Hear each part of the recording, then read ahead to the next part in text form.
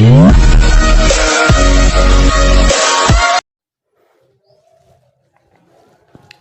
बच्चों, good evening to all of you. एक बार फिर से आप लोग का वेलकम है my YouTube channel AryanB digital classes में। तो हम लोगों ने स्टार्ट किया था क्लास 11th की बायोलॉजी, जिसमें हम लोगों ने फर्स्ट चैप्टर पढ़ा द लिविंग वर्ड। नेक्स्ट हम लोग पढ़ रहे हैं बायोलॉजिकल क्लासिफिकेशन चैप्टर नंबर 2। आखिर हम लोग क्लासिफिकेशन करते क्यों हैं? ताकि किसी चीज़ को पढ़ने या समझने में हमें आसानी हो। तो हम लोगों का नेक्स्ट टॉपिक है किंगडम मोनेरा। किंगडम मोनेरा पढ़ने से पहले हम लोग थोड़ा रिवीजन कर लेते हैं, क्योंकि अभी तक हम लोगों ने एक लेक्चर इसमें पढ़ लिया है बायोलॉजिकल क्लासिफिकेशन में, जो हमारा इंट्रोडक्टिव पार्ट था। ठीक, तो एक बार रिवीजन कर लेते हैं, आफ्टर दैट स्टार्ट करते हैं किंगडम मोनेरा। ठीक, तो इसमें हम लोगों ने देखा कि जो क्लासिफिकेशन का क्राइटेरिया था, सबसे पहले जो था वो हमारे ऑन यूज पे था। ठीक, food, shelter and clothing. But जो सबसे पहले साइंटिफिक क्लासिफिकेशन दिया गया, उसको किसने दिया? अरिस्टोटल जी ने। किसने दिया? अरिस्टोटल जी ने। इन्होंने क्या किया? इन्होंने प्लांट को सिंपल मॉर्फोलॉजिकल कैरेक्टर के आधार पे डिवाइड कर दिया हर्ब, श्रब और ट्री में। एंड एनिमल को डिवाइड किया दो पार्ट में, एक जिसमें आरबीसी प्रेजेंट था एंड दूसरा जिसमें आरबीसी एब्सेंट था। जिसमें आरबीसी प्रेजेंट था उसको इन्होंने बताया इनेमा, एंड जिसमें आरबीसी एब्सेंट था उसको इन्होंने क्या बताया? एनेमा। ऐसे एब्सेंट, ऐसे एनेमा। फिर आता है हमारा टू किंगडम क्लासिफिकेशन। जो टू किंगडम क्लासिफिकेशन था वो किसने दिया था? लिनियस जी ने दिया था। लिनियस जी ने दिया था। और ये जो टू किंगडम क्लासिफिकेशन था वो किस पे बेस्ड था बेटा? वो बेस्ड था सेल वॉल पे। जिसमें सेल वॉल प्रेजेंट था उसको इन्होंने प्लांटी में रखा, एंड जिसमें सेल वॉल एब्सेंट था उसको एनिमलिया में रखा। टू किंगडम कौन कौन थे? Plantae and Animalia. बट इनके कुछ ड्रॉबैक्स थे। ड्रॉबैक्स क्या थे? इन्होंने यूनिसेलुलर, मल्टी सेलुलर को एक साथ रख दिया, प्रोकैरियोट्स, यूकैरियोट्स को एक साथ रख दिया, फोटोसिंथेटिक एंड नॉन फोटोसिंथेटिक को भी एक साथ रख दिया। और इनका जो क्लासिफिकेशन था, इन्होंने जब क्लासिफिकेशन किया तो इन्होंने बहुत सारे ऐसे ऑर्गेनिज्म थे जिसको इन्होंने ना तो प्लांटी में रखा ना ही एनिमलिया में रखा। फिर क्या हुआ? क्लासिफिकेशन का तरीका बेटा बदला और नए नए क्लासिफिकेशन के तरीके आए कैरेक्टर के आधार पे। जैसे जैसे नए नए कैरेक्टर देखे गए, क्लासिफिकेशन का क्राइटेरिया चेंज होता चला गया। ठीक, तो क्या हुआ? 3 किंगडम आया, 4 किंगडम आया, 5 किंगडम आया, 6 किंगडम आया। तो हम लोग 3 किंगडम, 4 किंगडम के नाम से परिचित होंगे। 3 किंगडम दिया था अर्नेस्ट हैकेल जी ने, एंड 4 किंगडम दिया था कोपलैंड जी ने। अब हम लोग आते हैं 5 किंगडम। हमारा जो 5 किंगडम था वो किस पे बेस्ड था? 5 कैरेक्टर पे बेस्ड था। वो कैरेक्टर कौन कौन से थे? वो 5 कैरेक्टर थे। सेल का structure, body organisation, mode of nutrition, reproduction and phylogenetic relationship या एवोल्यूशनरी रिलेशनशिप। अब वो 5 किंगडम कौन कौन से थे? वो 5 किंगडम थे आपके Monera, protista, fungi, Plantae and Animalia. उसके बाद आता है आपका 6 किंगडम, जिसे हम लोग 3 डोमेन कहते हैं। तो 6 किंगडम को 3 डोमेन सिस्टम भी कहते हैं। 3 डोमेन क्यों कहते हैं? क्योंकि इन्होंने जो मोनेरा था, मोनेरा को बेटा इन्होंने डिवाइड कर दिया आर्किया और बैक्टीरिया में। आर्किया में आता है आपका आर्की बैक्टीरिया और बैक्टीरिया में आता है यू बैक्टीरिया। ठीक, ये 2 किंगडम हो गए। और यू कैरियाट्स को इन्होंने यूकैरिया में रखा। ठीक, यूकैरियाट्स में आपका protista, Monera, fungi, Plantae, Monera नहीं, प्रोटिस्टा, फंजाई, प्लांटी और एनिमलिया। इस तरह से 6 किंगडम क्लासिफिकेशन हो गया। अब ये 6 किंगडम क्लासिफिकेशन दिया किसने था? हमने बताया था 6 किंगडम क्लासिफिकेशन दिया था कार्ल हुज ने। किसने दिया था? कार्ल हुज ने। ठीक, अब इसी में एक हमारी एनसीईआरटी में दिया है कि जो अर्लीस्ट क्लासिफिकेशन था, मतलब 2 किंगडम क्लासिफिकेशन, जो 2 किंगडम क्लासिफिकेशन था उसमें इन्होंने क्या किया? क्लेमाइडोमोनास और मोनेरा, अमीबा और पैरामीशियम को किस में रखा था? अमीबा और पैरामीशियम को रखा था एनिमल किंगडम में। किस में रखा था? एनिमल में। ठीक, और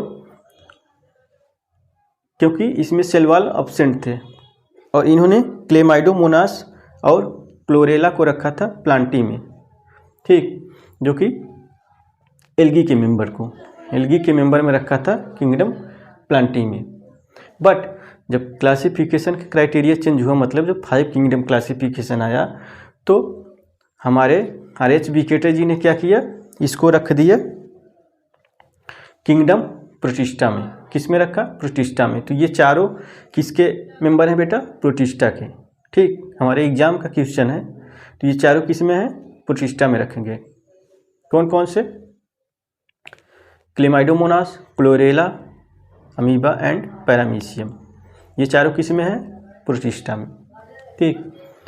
तो हमारा जो क्लासिफिकेशन था वो ऐसा नहीं है कि सिर्फ मार्फोलॉजिकल कैरेक्टर पे था, शुरू में मार्फोलॉजिकल कैरेक्टर पे था, बट धीरे धीरे क्लासिफिकेशन का क्राइटेरिया क्या हुआ, चेंज हुआ, ठीक।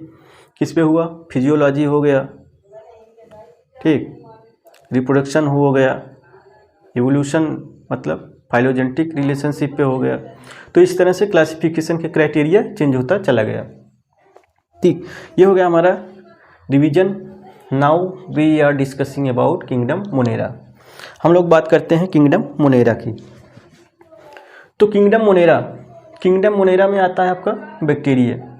Bacteria are the sole member of kingdom Monera. Kingdom Monera का मुख्य मेंबर किसे कहा जाता है, बैक्टीरिया को। बैक्टीरिया को मुख्य मेंबर कहा जाता है किंगडम मोनेरा का। And most abundant micro organism, और यह मोस्ट अबाउंडेंट माइक्रो ऑर्गेनिज्म है, सबसे ज़्यादा पाया जाने वाला माइक्रो ऑर्गेनिज्म। अब इसे माइक्रो ऑर्गेनिज्म क्यों कहते हैं, क्योंकि ये बेटा हमारे नेकेड आई से दिखाई नहीं देता है। किससे दिखाई देता है, माइक्रोस्कोप के द्वारा। तो इसलिए हम लोग इसे क्या कहते हैं, माइक्रो ऑर्गेनिज्म, ठीक, माइक्रो ऑर्गेनिज्म। इसका साइज कितना होता है, 100 माइक्रोमीटर से भी कम होता है। एंड अकर्स ऑलमोस्ट एवरीवेयर, और क्या होता है बेटा, बैक्टीरिया लगभग हर जगह पाए जाते हैं, मतलब कास्मोपोलिटान होते हैं। एवरीवेयर का इसको क्या कहते हैं, कास्मोपोलिटान, जो हर जगह पाए जाते हैं। Hundreds of bacteria are present in handful of soil. एक मुट्ठी सॉइल आप लेंगे तो उसमें क्या होगा, हंड्रेड्स बैक्टीरिया प्रेजेंट होंगे। कितने, hundreds bacteria. Handful of soil में कितने बैक्टीरिया होंगे, हंड्रेड्स बैक्टीरिया प्रेजेंट होंगे। Bacteria are live in extreme habitat. Bacteria ऐसे हैबिटेट में पाए जाते हैं जहाँ शायद ही कुछ गिने चुने जीव पाए जाएं, ठीक। जैसे कहाँ कहाँ पाए जाएंगे, हॉट स्प्रिंग मतलब गर्म झरने में भी बैक्टीरिया पाए जाते हैं। डिजर्ट में भी पाए जाते हैं, मतलब रेगिस्तान, स्नो, बर्फ में, एंड डीप ओशियन गहरे महासागर में। Where very few other life form can survive, जहाँ दूसरे बहुत कम लाइफ सर्वाइव कर सकते हैं। Many of them can live in और on other organism such as parasites. बहुत सारे बैक्टीरिया ऐसे होते हैं जो ऑर्गेनिज्म के अंदर भी पाए जाते हैं एंड उसके ऊपर भी पाए जाते हैं। तो जो अंदर पाए जाएंगे किसी भी ऑर्गेनिज्म को, इसको कहते हैं इंडोपैरासाइट्स, और जो ऊपर पाए जाएंगे उसको क्या कहेंगे, इक्टोपैरासाइट। अब क्या, bacteria based on their shape के आधार पे बैक्टीरिया को 4 कैटेगरीज में डिवाइड किया गया है। कितने कैटेगरी में, 4 कैटेगरी में। शेप के आधार पे बैक्टीरिया को 4 कैटेगरी में डिवाइड किया गया अकॉर्डिंग टू माय एनसीईआरटी। हमारे एनसीईआरटी के द्वारा 4 कैटेगरी में डिवाइड किया गया है। तो यहाँ तक आप लोग देख लीजिए एक बार। आफ्टर दैट हम लोग स्टार्ट करेंगे जो इसका शेप है उसको। बेटा हम सारी चीज़ों को एक बार लिख लेंगे। लिखने से क्या होता है, हमारा टाइम किल नहीं होता, हमारा टाइम बचता है और हम चीज़ों को अच्छे से समझ सकते हैं। तो आप लोग देख लीजिए 1 मिनट, देन हम लोग स्टार्ट करेंगे इसके शेप के बारे में, ठीक है। आप लोग देख लीजिए।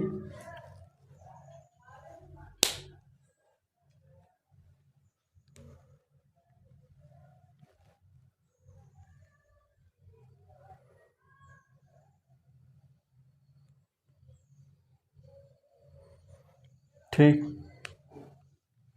अब हम लोग लिख लेंगे, देन हम लोग डिस्कस करेंगे।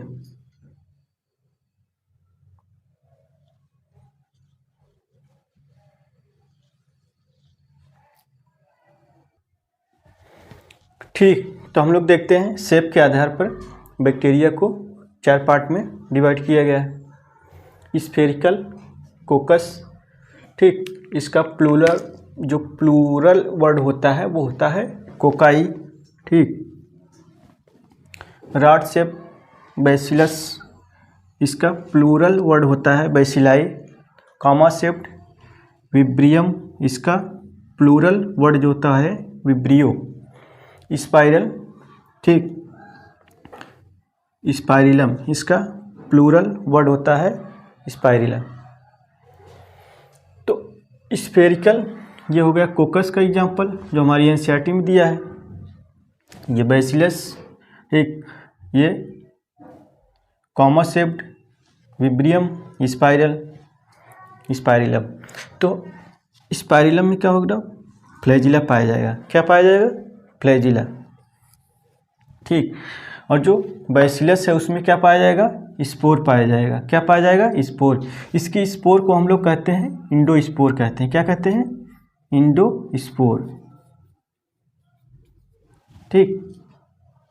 तो ये 4 शेप हो गए, हमारी एनसीईआरटी में दिया हुआ है, ठीक। आप लोग देख लीजिए, दिन आगे हम लोग बात करते हैं।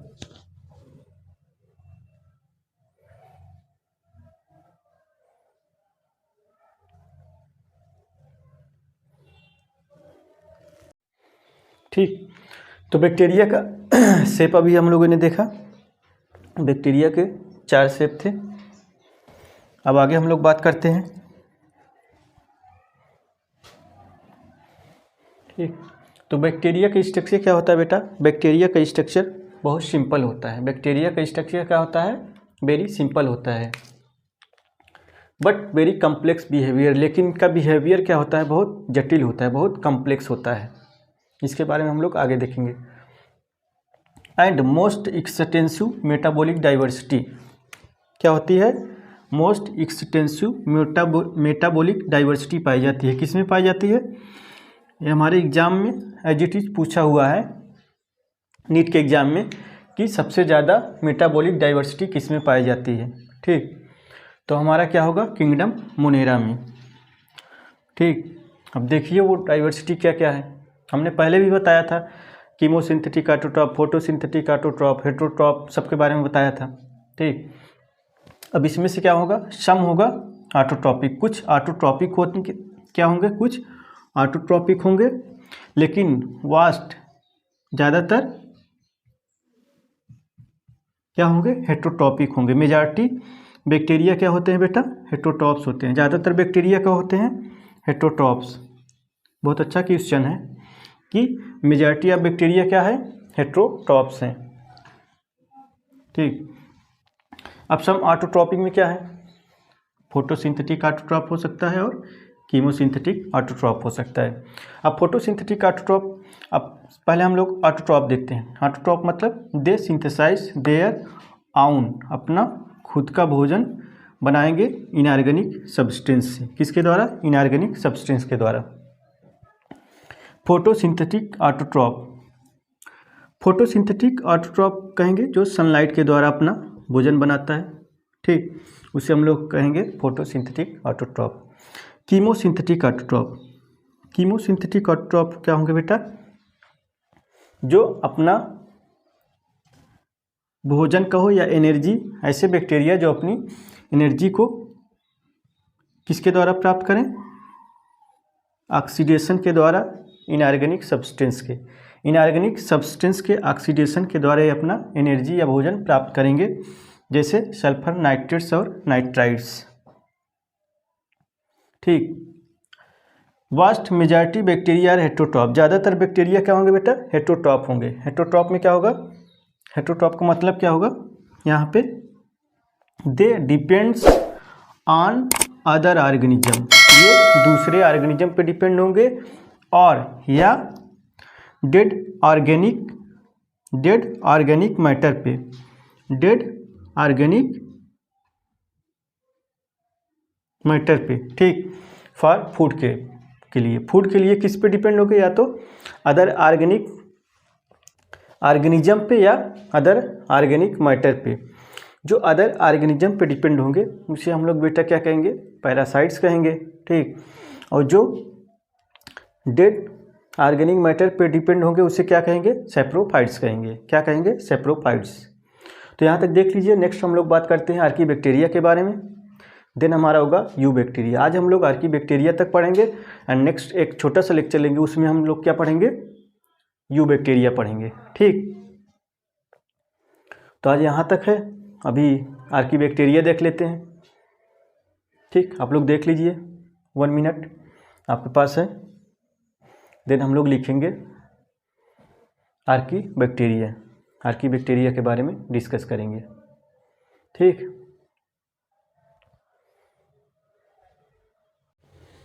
बात करते हैं आर्कीबैक्टीरिया की।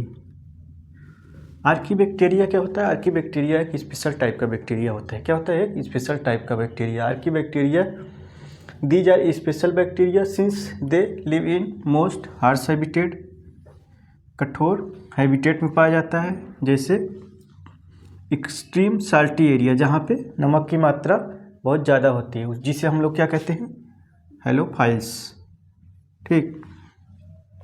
मोस्ट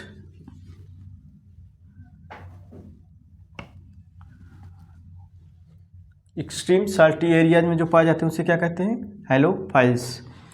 हॉट स्प्रिंग मतलब गर्म झरनों में, गर्म झरनों में जो पाया जाएगा उसे क्या कहेंगे हम लोग, थर्मो एसिडोफाइल्स, ठीक, थर्मो एसिडोफाइल्स। मार्सी एरियाज मतलब जहाँ पे दलदल पाया जाता है, वहाँ पे क्या होते हैं, मिथेनोजेंस पाए जाते हैं। क्या पाए जाते हैं, मिथेनोजेंस। इसके बारे में भी हम लोग यहाँ नीचे देखेंगे। Archaebacteria differ from other bacteria, archaebacteria other bacteria से डिफर होते हैं। कैसे डिफर होते हैं, हैविंग डिफरेंट सेल वॉल, जो इनका सेल वॉल का स्ट्रक्चर होता है वो क्या होता है बेटा, डिफरेंट होता है। अदर बैक्टीरिया से इनका सेल वॉल डिफरेंट होता है, इसलिए ये इस तरह के हार्श हैबिटेट में पाए जाते हैं, ठीक। ये हमारे नीट के एग्जाम में पूछा है कि आर्कीबैक्टीरिया किस प्रकार से डिफर करते हैं अदर बैक्टीरिया से। हालांकि वहाँ पे सेल वॉल की जगह पे हमारा सेल मेम्ब्रेन था, तो वहाँ पे सेल मेम्ब्रेन दिया गया था, तो वहाँ पे सेल मेम्ब्रेन टिक किया गया था। बट यहाँ पे हमारा जो आंसर होगा क्या होगा, सेल वॉल होता है, लेकिन वहाँ पे सेल वॉल हमारे एग्जाम में नहीं दिया हुआ था, तो क्या हो गया था, सेल मेम्ब्रेन। नेक्स्ट क्या है, methanogens are present in the gut of several ruminant animals such as cow and buffaloes। जो मिथेनोजेंस होते हैं वो कहाँ पाए जाते हैं, gut of several ruminant animals such as cow and buffalo, ऐसे एनिमल्स में पाए जाते हैं जो जुगाली करते हैं। जब आपने देखा होगा काउस एंड बफेलो को, वो लोग क्या करते हैं, खाने के बाद बैठ के जुगाली करते हैं, ठीक। खाने के बाद जुगाली करते हैं, मुंह को घुमाते रहते हैं। तो ऐसे एनिमल्स में क्या होते हैं बेटा, ऐसे एनिमल्स के गट में क्या पाए जाते हैं, मिथेनोजेंस, ये बैक्टीरिया पाए जाते हैं। तो ऐसे एनिमल्स जो मिथेनोजेंस होते हैं, जैसे काऊ एंड बफेलो, तो इनका जो डंग होता है, मतलब इनका जो गोबर होता है, उससे क्या होता है बेटा, गोबर गैस बनाई जाती है। क्या बनाई जाती है, गोबर गैस, मीथेन, जिसे हम मार्स गैस कहते हैं। तो बेटा यहाँ तक हमारा हो गया, आर्कीबैक्टीरिया हो गया। नेक्स्ट लेक्चर में हम लोग देखेंगे यू बैक्टीरिया, ठीक। आज यहीं तक रखते हैं, नहीं तो हमारा वीडियो लॉन्ग हो जाएगा। तो बेटा हमने आर्कीबैक्टीरिया फिनिश कर दिया। तो बेटा वीडियो को ज़्यादा से ज़्यादा लाइक करें, शेयर करें और ज़्यादा से ज़्यादा सब्सक्राइब करें, ठीक। शेयर, सब्सक्राइब एंड सपोर्ट करें। तो आज यहीं तक, ठीक है बेटा। नेक्स्ट हम लोग के लेक्चर में होगा यू बैक्टीरिया। ठीक है बेटा, गुड नाइट आप सबको एक बार फिर से, गुड नाइट। ठीक है बेटा, बाय, गुड नाइट। आज यहीं तक रखते हैं, नेक्स्ट लेक्चर में आपका होगा यू बैक्टीरिया। देन हम लोग स्टार्ट करेंगे प्रोटिस्टा, उसके बाद फंजाई। ठीक, ठीक है बेटा, बाय, गुड नाइट।